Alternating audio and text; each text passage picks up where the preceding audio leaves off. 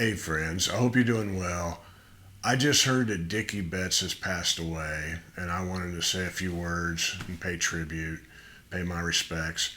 I'm going to be completely honest with you. I just got out of the car after an 11-hour drive. I'm pretty toasty right now. I'm pretty spent, but I played a gig in Key West last night and drove 11 hours. And right as I was about to get off the interstate, my partner Amy called me, and she said, "Did you hear about Dickey Betts?" And I'm like, "No, what happened?" She said he passed away at 80 years old. And I went ahead and pulled in, and I got this room in Lake City, Florida. I immediately set up the camera and figured I would start talking to you guys and give you my first thoughts. I don't think people completely appreciate how great a guitar player Dickey Betts was. It was melodic at a time when not everyone was so melodic. I mean, very melodic. We're one of those guys where you could sing the solos. It stuck in your head like a singer writes a song. You know, it would stick in your head like that. And his tone was always just great, great tone. Just so in charge of the instrument. And when you have Dwayne Allman in the band, he sucks up a lot of the oxygen, you know, as far as the guitar playing goes. You know, being such a monster guitar player. But Dickey Betts is a great guitar player. And when Dwayne Allman passed away, Dickey Betts just worked his ass off to go ahead and, you know, fill out and become whatever he needed to become in that time. And learning the slide parts and all of that. And then just, there was a book that I read recently that I did a review on. There's a video I'll link down below. It was about the Allman Brothers, and really, really good book. But the part that struck me was after Dwayne died, you know, most bands would just kind of fizzle away at that point, and we would remember them as being a great band, but it would be Dwayne died and it was over. But Dickey Betts took charge and made a lot of people uncomfortable with how he took charge, but was strong and was like, this thing is not going to die with Dwayne. And we got so much more great music, great albums out of the Allman Brothers because Dickey Betts made it happen. He stuck, you know, worked his ass off and did anything that he had to do to keep that thing going.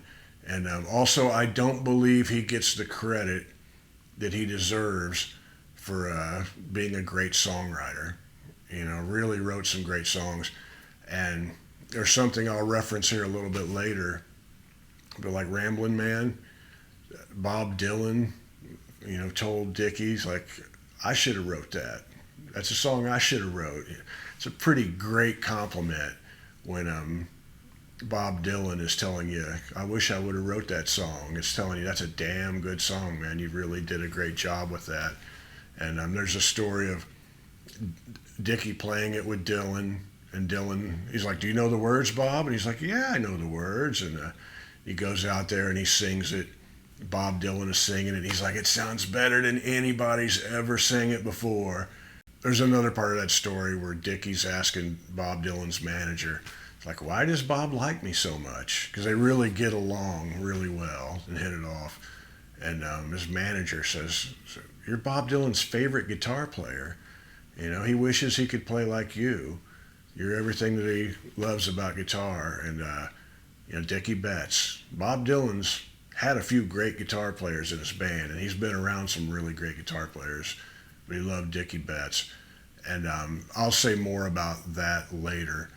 It's worth saying. But some quick tributes that as soon as I got in the hotel room, I just pulled up Facebook, and I figured Dickey Betts is probably trending. I thought, let's see what people are saying about Dickey. And I pulled a couple quick quotes from people that I thought were interesting saying things. The first one is the Allman Brothers official site. I don't know who would be the person writing this, but it says, with deep sadness, the Allman Brothers Band learned today that founding member Dickey Betts has passed away peacefully in his home in Sarasota, Florida, following a period of declining health. Dickey wrote quintessential brothers songs including Blue Sky, Ramblin' Man, Jessica, In Memory of Elizabeth Reed, and many others. That's some pretty heavyweight songwriting there. His extraordinary guitar playing alongside guitarist Duane Allman created a unique dual guitar signature sound that became the signature sound of the genre known as Southern rock. I personally believe that sound goes way beyond any particular genre. It went on to influence so many people playing in rock bands, in heavy rock bands, in country bands, and as we'll get to here in a second, even in some fusion areas or whatever. So yes, it did define Southern rock, but it goes way beyond that. That's an oversimplification to pigeonhole this thing that Dickey and Duane, and the Allman Brothers did to put it into just that one little hole. It's just not fair to them, I don't think. But that's my personal opinion. It says he was passionate in life, be it music, songwriting, fishing, hunting, boating, golf, karate, or boxing. Dickey was all in and excelled at anything that caught his attention. It's interesting, the boxing thing. I'm sure that's something him and Bob had in common there. But also, while we're paying the tributes here, I saw Al Di Meola. Al Di Meola, praising Dickey Betts, which I think is pretty great. Al Di Meola says, Dickey Betts from the Allman Brothers passed on. I was a fan as a teenager and I was at the live at the Fillmore East shows. The combo of Duane and Dickey was unforgettable. The live record still holds up to this day. That's very true. I'll never forget attending both shows both nights. The 11:30 shows went till the sun came up. I'll never forget the sun rising on the East River, and as the doors opened to leave the dark theater, we were blinded by sun, but went home inspired. Rest in peace, Mr. Betts. Imagine being there. Were any of you guys at those shows? That's probably one of those shows where the Fillmore probably hold X amount of people, and there's 20 times more people than it could actually hold that claim they were there. That's all right, though. I don't blame you. Kenny Wayne Shepherd says, we truly have lost an icon. Dickey Betts was one of the baddest guitar players on the planet. Damn straight, Kenny Wayne. A member of the Once in a Generation Club, his imprint will last forever, as well as his music and his memory. Rest in peace. And then Johnny Neal. I have a little story I'm going to tell here in just a second. It includes Johnny Neal. Johnny Neal says, Dickey Betts' death hits deep. If it weren't for Dickey taking a chance on me, I would still be in the minor leagues. He had a unique style of playing guitar like no other. When you played with Dickey, you better be ready and keep up. He sure was a good friend to me. Rest in peace, Dickey. Love you, brother. Johnny Neal played keys with Dickey Betts and then did a stretch, I believe, with the Allmans sometime. You guys can correct me on that stuff. But my story that loops around with Johnny Neal, and I've shared this at some point on here, but I have a feeling you guys didn't see this because it was a long time ago and it didn't get a ton of views. I went to a blues jam in the north side of Indianapolis in my old neighborhood of Broad Ripple, a place called the Patio. It held 400 for concerts, but 100 people in there looked packed, looked real, it's that kind of place. And on Monday or Tuesday night, they had a blues jam once a week. And I would go there. I'm not much of a jammer, but I would go and I'd try to meet folks and have fun. I didn't know very many people at that time. It was a long time ago.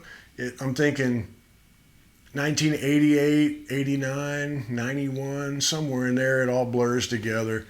But I got up on stage, me and my buddy Dave, and we were playing some rudimentary blues, doing our thing and having fun with it. And then at the front door, there was like this commotion as these people came in. Kind of looked like bikers. And like, what the hell's this? And we're kind of playing. And as they start coming towards the stage, the crowd starts parting like the Red Sea. And there's people kind of hear them going, oh. I'm thinking, what the hell is this? And as this group of people get closer to the stage, I look down, and it's Dickey Betts. And I'm like, what the hell, Dickey Betts? And he'd played at the Patio Sister Club earlier. I didn't know that. It's like 1 or 2 blocks away. And he'd played, and when he's done, well, I want to go play some more. And like, there's a blues jam around the corner. He's like, come on, let's go play. So he shows up.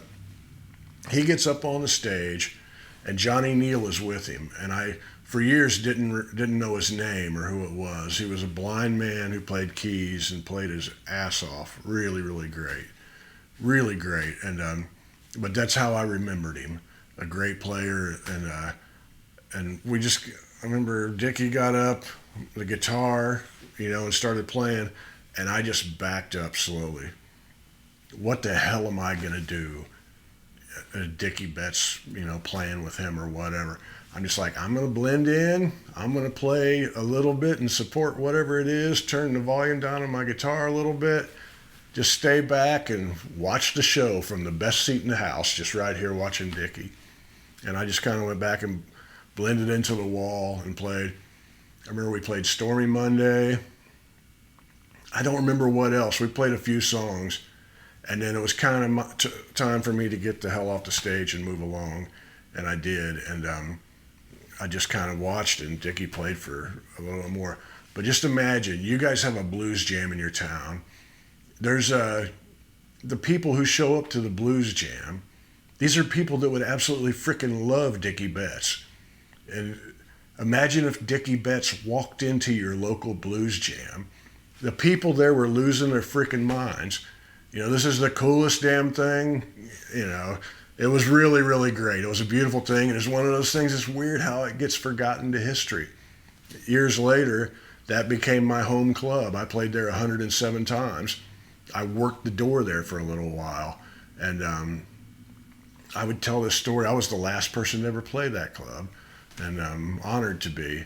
And I remember I was telling stories about what things that had happened and I'd witnessed there, and I told that one, and a little story ran in the Indianapolis Star about that. But it was forgotten. Even I wasn't telling people that story that much, but these things happen and you just don't think about it. But did you guys ever get to play with Dickey Betts? Did you ever have that kind of fun? It's a beautiful experience that I'll treasure for a long time, even though the analogy I always use is to say that I was playing music with Dickey Betts is like if I installed one, if I just installed one bolt on the Eiffel Tower and I claimed I helped build it. Technically it's true, but we all know I'm just kind of back there enjoying the ride while they drive the train or whatever. I'm going to link a video up here about Dickey Betts and Bob Dylan's friendship, and how Dickey Betts punched a senator, and Bob liked it. At least he thought that he did. And there's a little teaser for you. It's really, really good stuff, and I think you'll enjoy it. I'll put it up here. But tell me your Dickey Betts story down below, if you ever got to play with him or whatever. And I'll see you somewhere down the road. Much love to you. And rest easy, Dickey.